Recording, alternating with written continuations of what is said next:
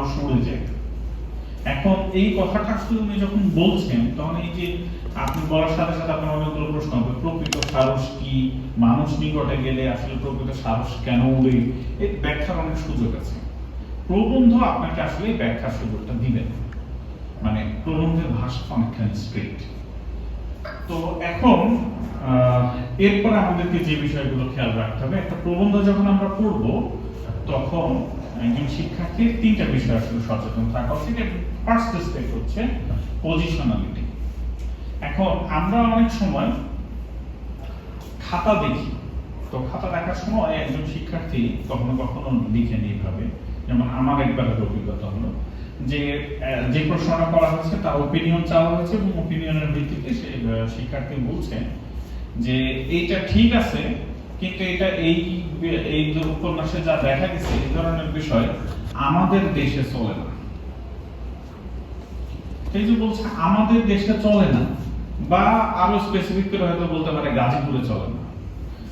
তো এখন তার মানে এই যে এই শিক্ষার্থীটা, ও তো ওর পরিচয়টাকে আসলে ও ভুলে আসে নাই, ওর পরিচয়টাকে মনে রেখেছে। হ্যাঁ, কিন্তু পজিশনালিটি এই সেন্সে গুরুত্বপূর্ণ যে আমরা একজন শিক্ষার্থী যখন প্রবন্ধ পড়বে বা আমরা যখন প্রবন্ধ পড়ব তখন আমাদেরকে এটা মনে রাখতে হবে যে ওই প্রবন্ধের সাথে আমাদের সম্পর্কটা কি ধরনের।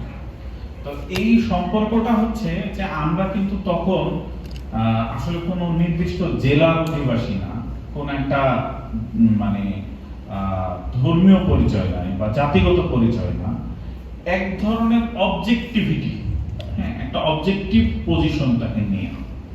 তো এইভাবে হচ্ছে আসলে পজিশনালিটিটা মানে তৈরি হয় আর কি। এবং পজিশনালিটি সম্পর্কে সচেতন থাকা খুবই জরুরি, যে কে পড়ছে, কেন পড়ছে। যেমন আমি যখন আসলে একটা প্রবন্ধ পড়ব এই সাহিত্যের ক্লাসের জন্য, তখন আমার তার বিশ্লেষণ এবং সেইটা হচ্ছে তার সাথে একমত দ্বিমত অনেকগুলো ব্যাপার জড়িত আছে। কিন্তু আমি যখন আসলে আমার হ্যাপি রিডিং বা আমার মানে আমি আমার প্লেজার টাইমে যখন আসলে আমি এটা পড়বো, তখন আসলে আমার দায়বদ্ধতা অনেক কমে যায়।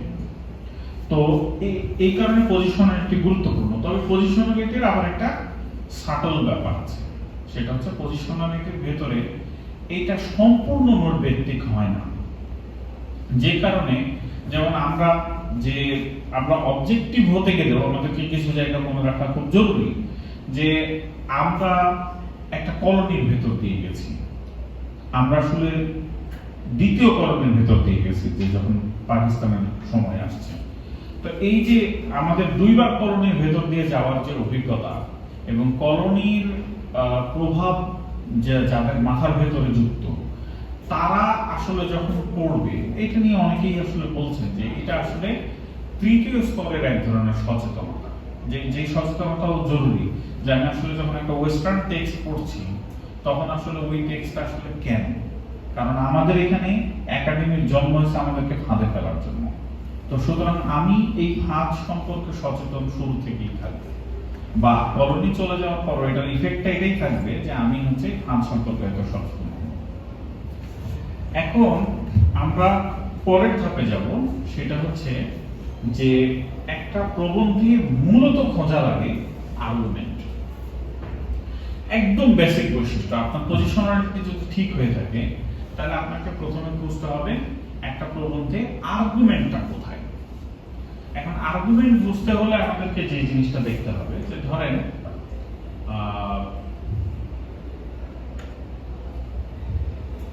আচ্ছা, আর্গুমেন্ট জিনিসটা কি? একটা লেখার ভেতরে অনেক রকমের কথা থাকতে পারে, কিন্তু আর্গুমেন্ট চেনার একটা সহজ উপায় হচ্ছে যেটাকে আসলে রিফিউট করা যায়, যেটাকে মানে হ্যাঁ বা না, প্রমাণযোগ্য বা প্রমাণযোগ্য না, এরকম ভাবে বলা যায়। যেমন আমি বললাম যে আমার বৃষ্টি দেখতে খুব ভালো লাগে, আপনি এটাকে আসলে রিফিউট করতে পারবেন না, এটা সম্ভব না, কারণ আমার বৃষ্টি দেখতে ভালো লাগে কি লাগে না এটার কোনো প্রমাণের জায়গা নেই। কিন্তু আমি যদি আসলে এখন দাবি করি যে জীবনানন্দ দাশ রবীন্দ্রনাথের চেয়ে বড় কবি, এইবার কিন্তু আপনি এটা নিয়ে আসলে কথা বলতে পারবেন, আপনি দেখাতে পারবেন, এটার পার্টমত দেখাতে পারবেন যে কোনো কিছু, এবং এটা নিয়ে আপনার পক্ষে আসলে কথা বলা সম্ভব। ফলে আর্গুমেন্টটা হচ্ছে খুব গুরুত্বপূর্ণ জায়গা, এবং আমরা প্রবন্ধ পড়ার সময় আমাদেরকে আসলে এটা দেখতে হবে যে আসলে আর্গুমেন্টটা কোথায় আছে। এখন আর্গুমেন্টের কয়েকটা ধাপ থাকে, যেমন একটা হচ্ছে প্রিমাইস, যেটার উপরে আসলে আর্গুমেন্ট দাঁড়িয়ে থাকে, রিজন, যে তারপরে আমরা দুটো অংশকে কিভাবে আসলে কানেক্ট করি, এরপরে হচ্ছে কনক্লুশন, কি ধরনের কনক্লুশন আমরা ড্র করলাম ওখান থেকে, এবং তারপরে ইনফারেন্স, ওইটার পরবর্তী প্রয়োগটা কি ধরনের হতে পারে। যেমন দেখি আমরা আর্গুমেন্টের ক্ষেত্রে ধরা হয় যে একটা আর্গুমেন্টকে আমরা বলতে পারি ভ্যালিড, ইনভ্যালিড। কোন জায়গা থেকে? যেমন আসলে আমরা বলছি all men R mortal, so that is my premise. তারপর আমি বললাম সক্রেটিস ইজ এ ম্যান। আচ্ছা, তাহলে এইবার আমি রিজনিং করব, যদি আসলে সব মানুষ মরণশীল হয় এবং সক্রেটিস যদি ম্যান হয়, তাহলে এইবার আমি বলবো যে সক্রেটিস আসলে মরণশীল, ভ্যালিড। আমি লজিক্যালি গেছি, রিজনিং ঠিক আছে। কিন্তু আমি যখন বললাম ধরেন all carnivorous it meet, some birds are not carnivorous, some birds don't it meet, again এটা ঠিক আছে। কারণটা হচ্ছে যে কোনো বার্ড আসলে কার্নিভোরাস না, সুতরাং এটা ঠিক যে কোনো বার্ড তাহলে আসলে খায় না। কিন্তু আমি বললাম যে আই সাপোর্ট আর্সেনাল, আমি আর্সেনালের supporter, Berg can plays for Arsenal, আর বার্গ ক্যান আর্সেনালের জন্য খেলে, Arsenal will win the cup. এখন এটার সাথে আসলে কি যুক্ত হলো? আমি আসলে আর্সেনাল সাপোর্ট করার কারণে কি আর্সেনাল কাপ জিতবে, বা আর্সেনাল কাপ জেতা, এবং হচ্ছে বার্গ ক্যান প্লেস ফর আর্সেনাল, আমি সাপোর্ট করি আর বার্গ ক্যান খেলে, এই দুইয়ের ভেতরে আসলে কোনো প্রকার রিজনিং নাই। ফলে আমি এখানে যে কনক্লুশনে যাচ্ছি এটা অ্যাকচুয়ালি ভ্যালিড না। এখন আসি একটা আর্গুমেন্টের ভেতরে যে কম্পোনেন্ট গুলো আপনাদেরকে আগে বললাম, এইবার একটু ক্লোজলি আপনাদেরকে দেখতে হবে যে আসলে কিভাবে করে এই আর্গুমেন্টের জায়গাটা তৈরি হয়। যেমন বলছে, দেখেন এখানে, since the idea of democracy is universal, যেহেতু ডেমোক্রেসি হচ্ছে গোটা পৃথিবীব্যাপী দেখা গেছে ডেমোক্রেসির অবস্থান, it would only be logical for the principle of popular sovereignty to be embodied in a worldwide polity.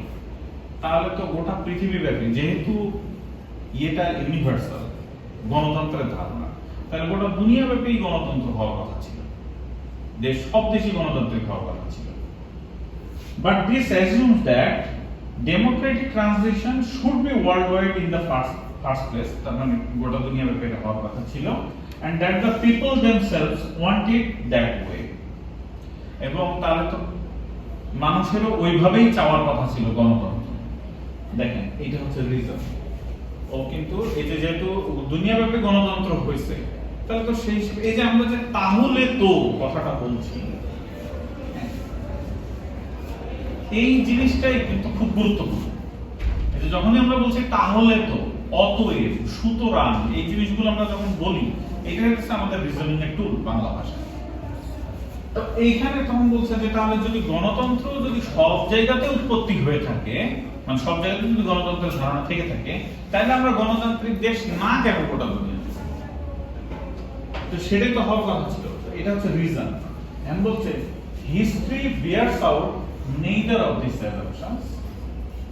Democracy has always emerged in distinct communities. কিন্তু democracy আসলে খুব আলাদা আলাদা কমিউনিটির ভিতরে তৈরি হয়েছে। There is no record anywhere of free, unconnected and calculating individuals coming together spontaneously to form a democratic social context.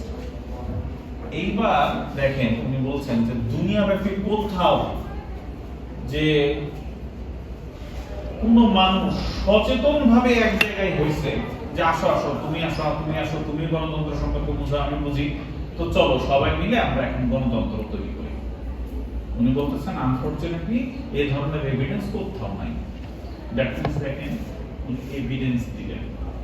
তার মানে একটা আর্গুমেন্টে প্রথমে একটা প্রিমাইস থাকে, রিজনিং থাকে, এভিডেন্স থাকে। আপনাকে তারপরে আসলে এভিডেন্স দেখাতে হবে, তাই না? আচ্ছা, এরপরের ব্যাপারটা থাকে যেটা ক্লেম বলছেন whether we like it or not, যেহেতু উনি দেখাইলেন যে আসলে দুনিয়াব্যাপী কোথাও ডেমোক্রেসি সবাই মিলে একসাথে বসে আলাপ আলোচনার মাধ্যমে তৈরি করেন, এটা সৃষ্টি হয়েছে বিভিন্ন জায়গাতে, আন্দোলন হয়েছে, একটা ধারণা তৈরি হয়েছে, এমনিতেই হয়েছে।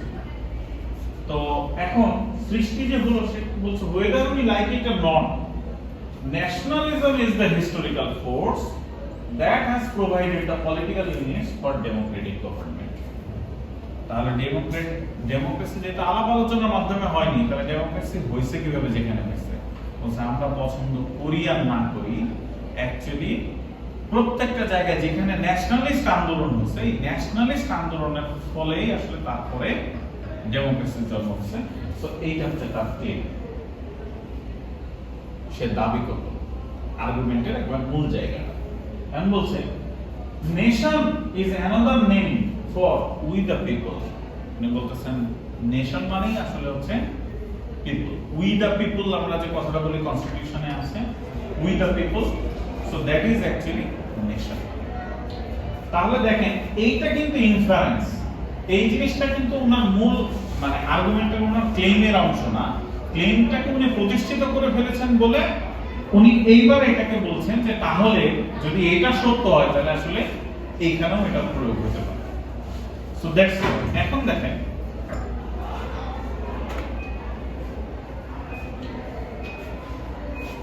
আমরা যদি এই রিজনিং ক্লেম এই জায়গাগুলো বুঝে থাকি, এটা একজন বিখ্যাত বাংলা সাহিত্যের একজন বিখ্যাত লোকের লেখা। হ্যাঁ, এবারে এখানে আমাদেরকে একটু খেয়াল করতে হবে। দেখেন জমির ভাই বাইরে দেখেন তো সামনে, তো এখন দেখেন যে যেটা ক্লেম আমি ওইটাতে দেখালাম যে ক্লেমটা পরের দিকে আছে, কিন্তু আমার মতে বাংলা ভাষার একটা বৈশিষ্ট্য হচ্ছে আমরা ক্লেমটা আগে করি, রিজনিং পরে দেখাই। মানে ইংরেজি ভাষাতে আপনি বেশিরভাগ ক্ষেত্রে দেখবেন যে রিজনিং করে ও তারপরে ফাইনালি একটা ক্লেম করছে, অর্থাৎ ক্লেমের ক্ষেত্রে সতর্কতা থাকে। আমরা প্রথমেই ক্লেমটা করে ফেলি, প্রথমেই আমরা আসলে বলে ফেলি তুমি সো, এরপরে যে আমরা হয়তো ওইটার সাথে যুক্ত করলাম যে কি কি কারণে আসলে আমি এটা বলতেছি। এখন দেখেন উনি বলছেন ধর্ম সাধারণ লোকের কালচার ক্লেম, আর কালচার শিক্ষিত মার্জিত লোকের ধর্ম, again claim and to very big claims. ঠিক আছে, উনি বলছেন ধর্ম সাধারণ লোকের কালচার, আর কালচার শিক্ষিত মার্জিত লোকের ধর্ম, প্রথমেই ক্লেম করছেন। এরপর বলছেন কালচার মানে উন্নততর জীবন সম্বন্ধে চেতন, প্রেমাইজ সেট করছেন। এবার বলছেন সৌন্দর্য আনন্দ ও প্রেম সম্বন্ধে অবহিতি, মানে হচ্ছে উনি কালচারটাকে এখানে এক্সপ্যান্ড করলেন। আমি বলছি সাধারণ লোকেরা ধর্মের মারফতেই তা পেয়ে থাকে, রিজনিং। ঠিক আছে, যে এখান থেকে যে মানে কালচার যেটা এইটা সাধারণ লোকে ধর্মের মাধ্যমে পেয়ে থাকে, তাই রিজনিংটা তারপরে তাই তাদের ধর্ম থেকে বঞ্চিত করা, কালচার থেকে বঞ্চিত করা এক কথা। এখন কথা হচ্ছে একটা আর্গুমেন্টের যে অনেক কয়টা ধাপ আছে না, 2-3টা, একটা আর্গুমেন্ট কিন্তু সব কয়টা ধাপে আপনি যদি প্রথম ধাপে এটাকে নেগেট করতে পারেন তাহলে আর্গুমেন্ট ভেঙে গেল, প্রথম ধাপেই শেষ। আর্গুমেন্ট কখনো সেকেন্ড ধাপে শেষ হতে পারে, কখনো থার্ড ধাপে শেষ হতে পারে, আবার কখনো আর্গুমেন্ট ভ্যালিড হওয়ার পরেও অকেজ হতে পারে।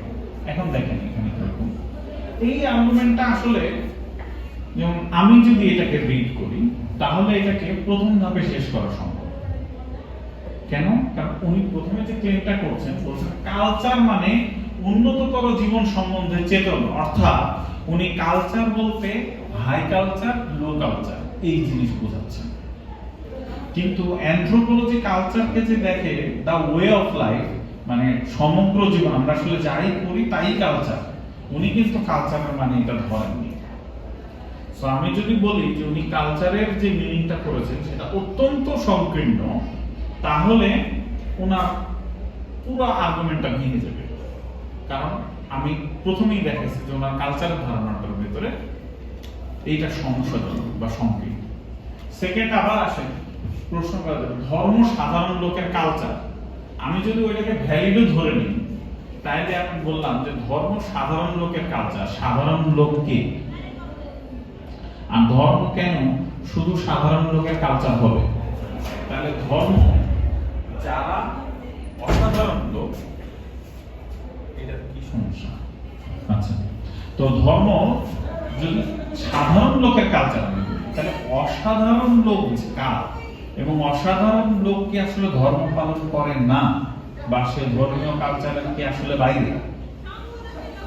এরপরের প্রশ্নটা হচ্ছে যার কালচার শিক্ষিত মার্জিত লোকের ধর্ম, তাহলে শিক্ষিত এবং মার্জিত লোক হলে উনি কিন্তু ধর্ম এবং কালচারকে একে অপরের বিরোধে দাঁড় করাইছেন, এবং মার্জিত এবং শিক্ষিত লোক হলে তাহলে কি আসলে সে ধর্মটা পালন করবে না, মানে তার কি আসলে ধর্ম থাকবে না? তো এই যে ধর্ম এবং কালচারকে উনি ডিমার্কেট করে যে জায়গাটা দাঁড় করাইছেন, এইটাকে দেখেন তাহলে আমি এটা প্রিমাইসে সমস্যা আছে, সো এই জায়গাটাতেই আর্গুমেন্ট ইনভ্যালিড হয়ে যেতে পারে।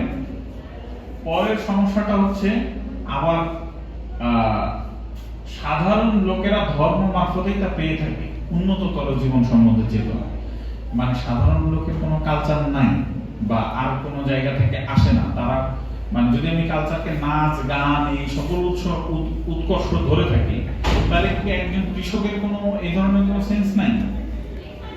তো ওনার এইটা যদি চারটা ধাপ আমরা চিন্তা করি, এই আর্গুমেন্টটা এতটাই দুর্বল যেটা আসলে চারটা ধাপেই এটাকে নেগেট করা সম্ভব। এরপরে আমরা যাই, আচ্ছা এটা হচ্ছে আরেকজন বাংলা সাহিত্যের আরেকজন খুব একজন শিক্ষকের লেখা, এবং বাংলা সাহিত্যের এটাকে আমি বলি Bangla literature syndrome this problem. না দেখেন যে বলছে যে প্রবন্ধ লালন করে জাতির মেধা আর মননের বিবর্তন, এগুলো বোঝানোর ক্ষেত্রে খুব কঠিন হয়ে যায় যে মানে এই যে মেধা আর মননের বিবর্তন, যার শরীরে উৎকীর্ণ হয় জাতিসত্তার রুচিবোধ, মানে কার শরীরে? প্রবন্ধের শরীরে। তো এইটা প্রচন্ড ইমাজিনারি পাওয়ার লাগবে আর কি এগুলো রিড করতে। চেতনা নীতি কথা, সাহিত্য সংস্কৃতির বিকাশ এবং সভ্যতার সংকট, মানে এরপরে বলছেন গত 35 বছরে বাংলাদেশের প্রবন্ধ সাহিত্যেও ছায়াপাত ঘটেছে আমাদের কালের সমস্যা ও সংকট, রুচিবোধ ও অভিলাষ, যুগের সম্ভাবনা ও সাহিত্য চিন্তা, ধরা পড়েছে আমাদের বোধের তীক্ষ্ণতা এবং কলাবোধের স্বাতন্ত্র্য। আপনি একটা একটা করে গেলে যে মানে এটা কি ধরনের একটা ডিফিকাল্ট টেক্সট, আমি এটা একটু পরে বলছি। আমি নিজে এই ধরনের একটা লেখা লেখার চেষ্টা করেছি, এবং বাংলা সাহিত্যে আর্গুমেন্ট কিভাবে করে আর্গুমেন্ট থাকে না, আর্গুমেন্ট ছাড়াই আগাইতে পারে, সেটা হচ্ছে দেখেন আচ্ছা এইটা টটোলজি। তো টটোলজি জিনিসটা কিভাবে আসছিল যে অ্যারিস্টটল কে আমরা আসলে এটা প্রশ্ন করলে আমরা বললাম যে অ্যারিস্টটল হচ্ছে প্লেটোর ছাত্র। এখন তাহলে আমার অ্যারিস্টটলকে জানতে হলে অবশ্যই প্লেটোকে জানতে হবে। আমি আবার প্রশ্ন করলাম তাহলে প্লেটো কি, কারণ আমি তো এটাও জানি না। তো প্লেটো হচ্ছে অ্যারিস্টটলের টিচার। তো আমি আসলে একই জায়গাতেই ঘুরছি, তো সার্কুলার আর্গুমেন্ট। এখন দেখেন এখানে অনেক সময় শিক্ষার্থীরা এভাবে লেখে, এবং বাংলা সাহিত্যের সমালোচনা সাহিত্য বলে যা আছে তার ভিতরেও এই জিনিসগুলো থাকে। এটা আমার লেখা অবশ্যই এই টেক্সটটা। রবীন্দ্রনাথ একজন অসাধারণ কবি ক্লেম প্রথমে করা হয়েছে। ক্লেমের পরে আমি তো রিজনিং দিব, তাই না? কিন্তু দেখুন বলছি কারণ তিনি সাধারণত্বের সীমাকে অতিক্রম করে নিজেকে অধিষ্ঠ করেছেন অনন্য উচ্চতায়। আমি কিন্তু ঘুরে আবার আগের লাইনটা বলছি, মানে এইটা কিন্তু আর বলিনি যে রবীন্দ্রনাথ একজন অসাধারণ কবি কেন, আমি ওখানে কারণ শব্দটা ঠিকই দিছি, কিন্তু দ্যাটস আ ব্লাফ, ঠিক আছে? কারণ আমি কিন্তু আবার ধরে বলছি যে উনি নিজেকে অধিষ্ঠ করেছেন অনন্য উচ্চতায়, আলো ছড়িয়েছেন আকাশ থেকে আকাশে, সীমার মাঝে তিনি প্রথিত করেছেন অসীম। আমি কিন্তু এখনো বলিনি আসলে রবীন্দ্রনাথ কেন অসাধারণ। তারপরে বলছি বাংলা সাহিত্য হয়ে উঠেছেন দেদীপ্যমান, আবারও আমি বলছি রবীন্দ্রনাথ অসাধারণ, ঠিক আছে? কিন্তু বলছি না কেন অসাধারণ, তাই তিনি অসাধারণ। আবারও আমি তাই দিছি, মনে হচ্ছে রিজনিং, কিন্তু আমি আবারও বলতেছি তাই তিনি অসাধারণ। আপন আলোয় ভাষ্য এক অনন্য প্রতিভা। তো এখন এই যে তার মানে হচ্ছে যে আপনি ধরেন যে যখন আপনি আর্গুমেন্ট সম্পর্কে সচেতন হবেন, দেখবেন যে আসলে এক একটা কথা, এখন আমরা আবার বিশ্বজিৎ ঘোষের লেখাটাই চলে যাই। বিশ্বজিৎ চৌধুরী, হ্যাঁ, প্রবন্ধ লালন করে জাতির মেধা আর মননের আবির্ভাব। উনি কিন্তু বলেননি প্রবন্ধ কি করে, এবং সেটা এমন ক্লেম করছেন যে জাতির মেধা আর মননের বিবর্তন প্রবন্ধই কেবল লালন করে। তার মানে হচ্ছে যে আমি যদি ওনার কথাটাকে সত্য ধরে নিই, এর মানে হচ্ছে যে লেখন যখন পর্যন্ত আবিষ্কার হয়নি তখন মানুষের মেধা এবং মনন কোনোটাই ছিল না, এবং তার কোনো বিবর্তনও ছিল না। পার্টিকুলারলি প্রবন্ধ যতক্ষণ হয়, হ্যাঁ, মানে কবিতা থাকলেও ওটার ভেতরে মেধা মনন থাকে না, উপন্যাসের ভেতরেও থাকে না। হ্যাঁ, জি। এখন যা শরীরে উৎকীর্ণ হয় জাতিসত্তার রুচিবোধ, মানে প্রবন্ধ হচ্ছে লালন করে জাতির মেধা, আর আবার তার শরীরে, এবার উনি ফিগারেটিভ জায়গাতে নিয়ে গেছেন প্রবন্ধকে, শরীরে উৎকীর্ণ হয় জাতিসত্তার রুচিবোধ, চেতনা রীতি কথা। আচ্ছা, চেতনা রীতি কথা যদি উনি বলেন, তাহলে মননের বিবর্তন আগে বলছেন কেন? মানে এর কি দুইটা আলাদা জিনিস? তারপরে বলছেন সাহিত্য সংস্কৃতির বিকাশ। আচ্ছা, মেধার মননের বিবর্তন যেটা বলছেন, সেখানে কিন্তু উনি আবার এটা কভার করছেন। উনি বলছেন যে এবং সভ্যতার সংকট। গত 35 বছরে বাংলাদেশের প্রবীণ সাহিত্যেও ছায়াপাত ঘটেছে আমাদের কালের সমস্যা ও সংকট, রুচিবোধ ও অভিলাষ। দেখেন, সমস্যা সংকট বলছেন, রুচিবোধ ও অভিলাষ, যুগের সম্ভাবনা ও সাহিত্য চিন্তা, ধরা পড়েছে আমাদের মেধার তীক্ষ্ণতা এবং কালবোধের স্বাতন্ত্র্য। আমি যখন পড়ছিলাম আমাদের মনে হচ্ছিল যে এখানে দাড়িটা হয়েছে কেন, নিশ্চয়ই আরো যতগুলো শব্দ আছে অ্যাড করা যেত। কারণ এইটা আর যে আপনি শুরুতে কিন্তু উনি যেই মিনিংটা তৈরি করছেন, আমি কিন্তু এক্স্যাক্টলি ফলো করে আমার ওই লাইনটা দিচ্ছি, ওইখানে আমি যেটা বানালাম আমি এটাকে ফলো করার চেষ্টা করছি। তো ওখানে কিন্তু বললেন যে জাতির মেধার মননের বিবর্তন যে প্রবন্ধ লালন করে, এখনো কিন্তু বলেননি কিভাবে। এরপরে বলছেন স্বীকার করতেই হবে বাংলাদেশের প্রাবন্ধিকদের। কেন? উনি আগে বলছেন যে স্বীকার করতেই হবে, মানে পার্সুয়েট করে নিচ্ছেন। তারপরে বলছেন যে বাংলাদেশের প্রাবন্ধিকদের সৃষ্টিতে মনীষার বিদ্যুৎ দীপ্তি এক বিরল ঘটনা। মনীষার বিদ্যুৎ দীপ্তি একটা বিরল ঘটনা হয়ে আছে, কিন্তু উনি এখনো বলেননি জাতির মেধার মননের বিবর্তন কেন প্রবন্ধ লালন করে। তারপরে বলছেন তবু তাদের অবিরাম পরিশ্রম এবং প্রযত্নে সাহিত্যের এই শাখাটি যতটুকু ঋদ্ধশালী হয়েছে তাই ভাবিকালের উজ্জ্বল উত্তরাধিকার। তো কিছু একটা ধারণা দিয়েছেন উনি প্রবন্ধ সম্পর্কে, কিন্তু আমরা যদি আর্গুমেন্ট খুঁজতে যাই তাহলে আসলে পেরেশান হয়ে যেতে হবে। এরপরের ব্যাপারটা, আমরা আগের স্লাইডটাতে চলে যাব। ধরেন এইখানে আমি যখন বলছিলাম যে আমাদের তিনটা জিনিস খেয়াল রাখতে হবে, পজিশনালিটি এন্ড দেন আর্গুমেন্ট। আমি প্রথমে আমার পজিশন সম্পর্কে সচেতন হব এবং পলিটিক্যাল রিডিং বা অন্য যে কোনো রিডিং যদি আমার সম্ভব হয় এটা আমি করব। এরপরে হচ্ছে আর্গুমেন্ট, আমাকে মূলত আর্গুমেন্টটা খুঁজতে হবে। আর্গুমেন্ট যদি আমি পেয়ে যাই, দেন আসে ইন্টারাকশন। ইন্টারাকশনটা হচ্ছে আপনি এবার আপনি তো আর্গুমেন্টটা যদি ইনভ্যালিড হয় তাহলে কাজ শেষ, আর যদি ভ্যালিড হয় তাহলে আপনার জন্য যেটা কর্তব্য সেটা হচ্ছে আপনি সেটার সাথে এগ্রি করেন নাকি ডিসএগ্রি করেন। যদি এগ্রি করেন কতখানি করেন, ডিসএগ্রি করলে কতখানি করেন। সেটা কিভাবে হয়, যেমন ধরেন এটা আসলে আমারই একটা লেখা থেকে নেয়া, কারণ হচ্ছে একটু সময় কম ছিল আমার, তো যার কারণে এখান থেকে সহজে পাওয়া গেছে। দেখেন, ধর্মনিরপেক্ষতার সাথে আধুনিকতার ঐতিহাসিক যোগ আছে, কিন্তু বর্তমান প্রবন্ধ এই দাবির সাথে একমত পোষণ করে না যে ধর্মনিরপেক্ষতা প্রতিষ্ঠিত হয় আধিপত্য ও হিংস্র পদ্ধতি অবলম্বন করে।